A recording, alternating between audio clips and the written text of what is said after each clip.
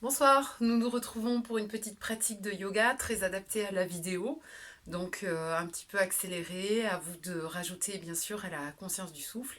J'espère que vous allez bien et que vous tenez bon dans ce confinement.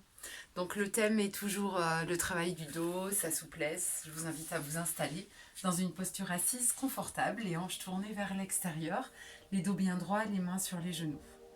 Vous installez le souffle par les narines, et prenez conscience de la longueur de la colonne vertébrale. Puis vous laissez descendre la tête sur un côté, puis vous laissez descendre la tête de l'autre côté. Avec des petites inclinaisons, vous appréciez l'étirement des trapèzes supérieurs et l'aisance recherchée au niveau des cervicales. Puis vous avez le mouvement de balancement de la tête vers le bas, d'un côté, de l'autre. Encore une fois, allez-y doucement. S'il y a la moindre tension, bien sûr, vous ne faites pas. Puis on va monter les mains, enlacer les mains ensemble, s'étirer, amener le regard, ouvrez la cage thoracique et conserver cet élan vers le haut pour ajouter des petites inclinaisons latérales. Là, ça peut donner envie de bâiller, de libérer le souffle. Balancez-vous bien d'un côté et de l'autre. Puis venez poser les mains de chaque côté. Vous aurez l'étirement latéral maintenant avec le regard sous le bras. L'étirement latéral de l'autre côté. On refait d'un côté et de l'autre. Prenez soin de vous. Et vous relâchez. Vers l'avant en emmenant les mains vers l'arrière. Puis vous remontez les mains. Bien, après cette mobilité du haut du corps, nous engageons un pied loin derrière et vous essayez de tendre la jambe. La jambe de devant, elle est fléchie. Nous cherchons un petit temps d'équilibre. Est-il possible de monter les mains, puis de poser peut-être les mains dans le dos et d'ouvrir la cage thoracique? C'est une approche très douce de la posture du pigeon. Puis vous relâchez. La jambe qui est en arrière vient croiser sur la jambe qui reste, elle, fléchie. Et vous êtes dans une belle torsion. Installez la respiration par les narines. Emmenez bien l'épaule. Puis vous faites monter une main et vous essayez d'enlacer les deux mains derrière le dos. Gardez l'axe de la colonne vertébrale bien droit. Nous étirons les fessiers en même temps que nous assouplissons nos épaules. Puis vous faites la même chose de l'autre côté. Vous engagez la jambe loin derrière et la jambe de devant est fléchie. Montez les mains, testez un petit peu la souplesse de vos hanches, laissez le pubis se rapprocher du sol, ouvrez peut-être un peu plus la cage thoracique dans cette posture adaptée du pigeon. Puis relâchez. Vous retrouvez l'assise stable et confortable des deux ischions alors que vous croisez la jambe et vous enveloppez du bras opposé. Vous emmenez donc bien loin le regard. Il ne faut pas qu'il y ait de douleur au niveau des genoux, sinon vous tendez la jambe.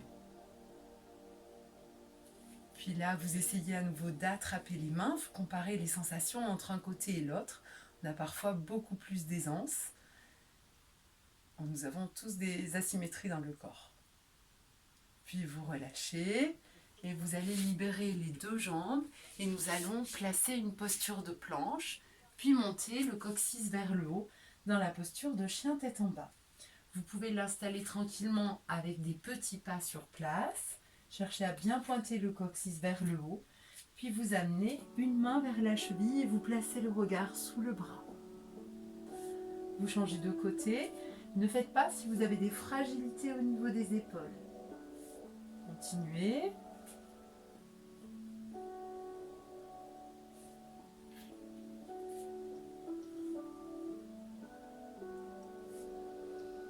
Puis vous ramenez les pieds.